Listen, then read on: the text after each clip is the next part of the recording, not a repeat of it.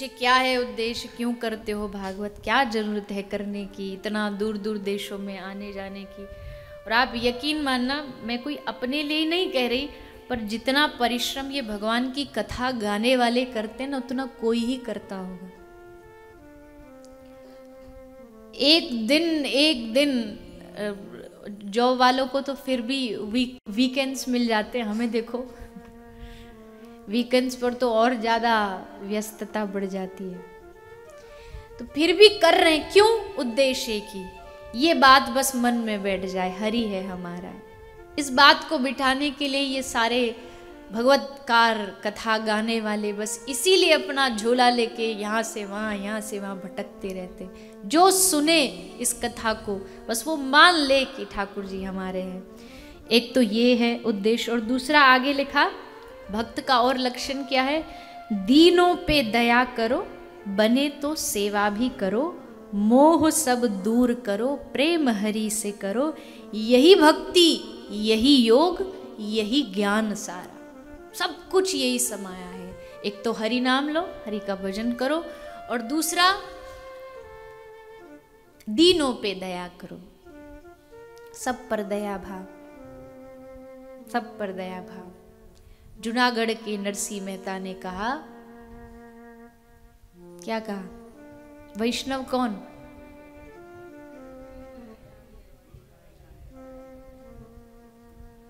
वैष्णव जन तो तेरे रे कई जी, पीर पराई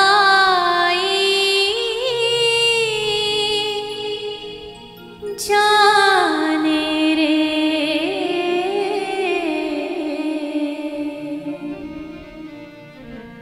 वैष्णव जन तो तेरे रे कही, पर दुखे उपकार करे तो है,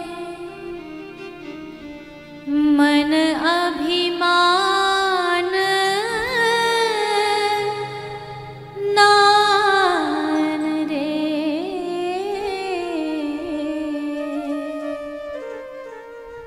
वैष्णव जन तो तेने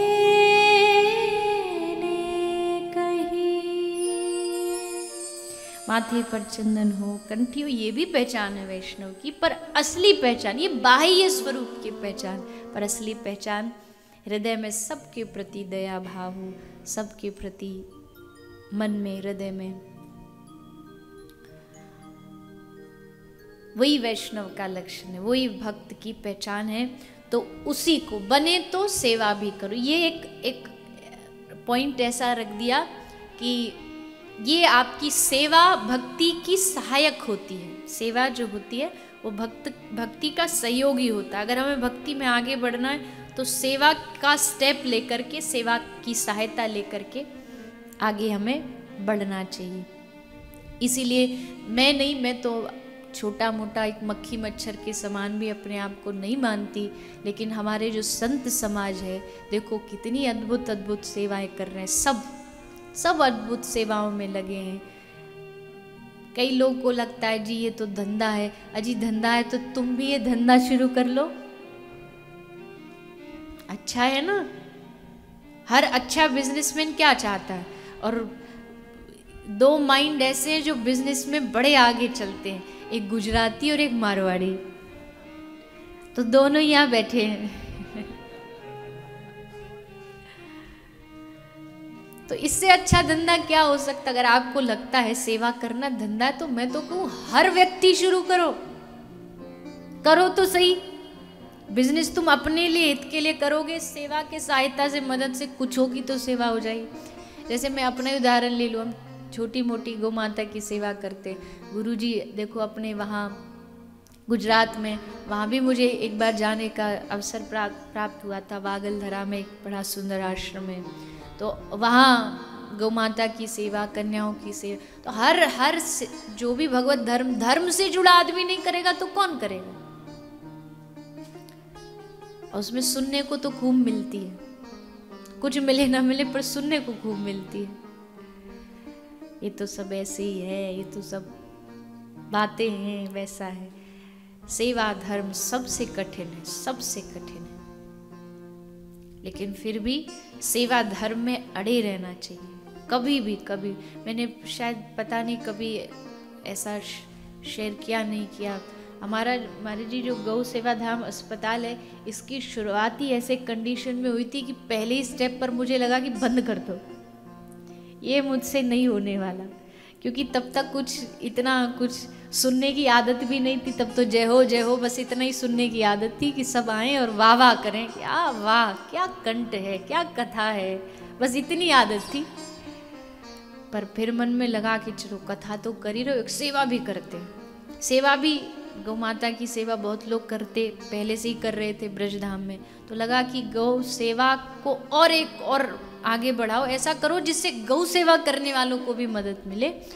तो हमने सोचा हॉस्पिटल शुरू करते, क्योंकि उससे गौशाला वालों की भी जो गाय बेचारी जिनको ट्रीटमेंट नहीं उनको मिल जाएगा। तो हमने बड़े खुश होकर के, हमें लगा लोग तालियां बजाएंगे, सराहना करेंगे, वाह कितना बढ़िया काम कर रहे हो, कितना अच्छा काम कर रहे हो।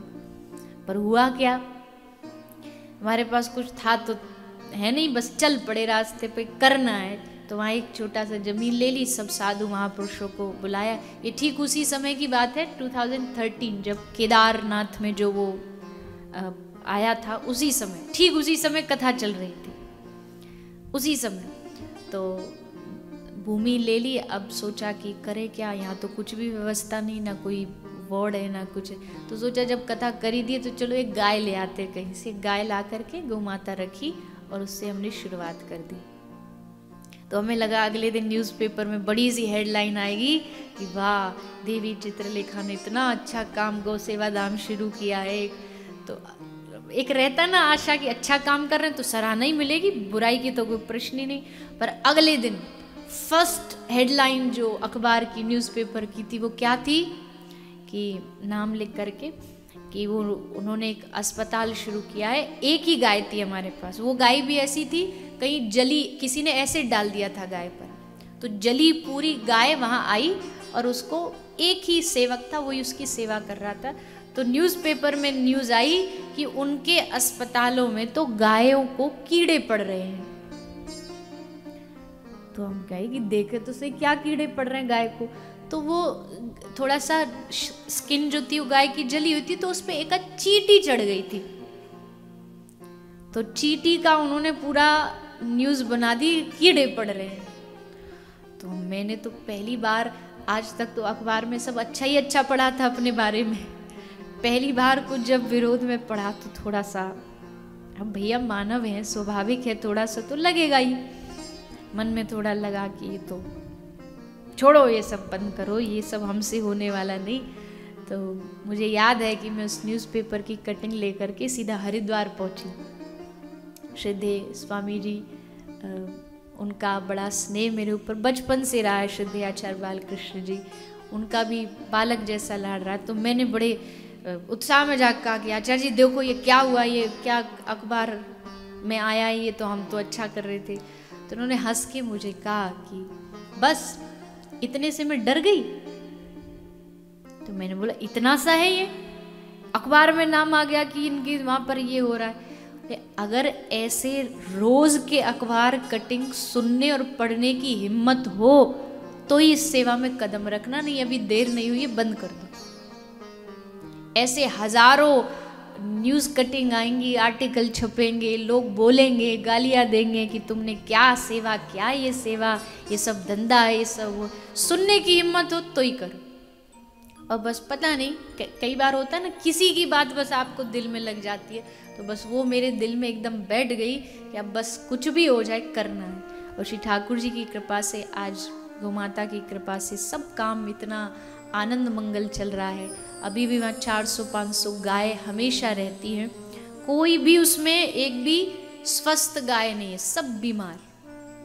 ऐसी ऐसी बीमारी जो जिनको पता ही नहीं कि होती क्या। यहाँ बहुत सारे लोग बैठे हैं जो वहाँ जा चुके हैं, गौ माता के दर्शन कर चुके हैं। बीमारियाँ क्या क्या होती है गौ माता को, कैंसर गाय को होता है, अल्सर गाय को होता है, और भारत की सबसे बड़ी तो जो परेशानी है वो है प्लास्टिक। मैं कहती हूँ आप भारत में जितनी गाय घूम रही है ना, आप किसी को भी पकड़ करके, किसी को भी ऐसे ही रैंडमली पकड़ करके आप उनको लेके हमारे हॉस्पिटल में ले आइए और कहिए इनका ऑपरेशन करो। उसका ऑपरेशन करके कम से कम 20 से 30 केजी प्लास्टिक तो निकलेगा ही निकलेगा हर गाय के पेट से। जो गाय शहर गांव में घूम रही, किसी भी गाय को उठा लो आप। क्यों? क्योंकि गाय को चारा नहीं, घर की गाय नहीं है, सड़क पर घूमती है तो कहाँ जाएगी?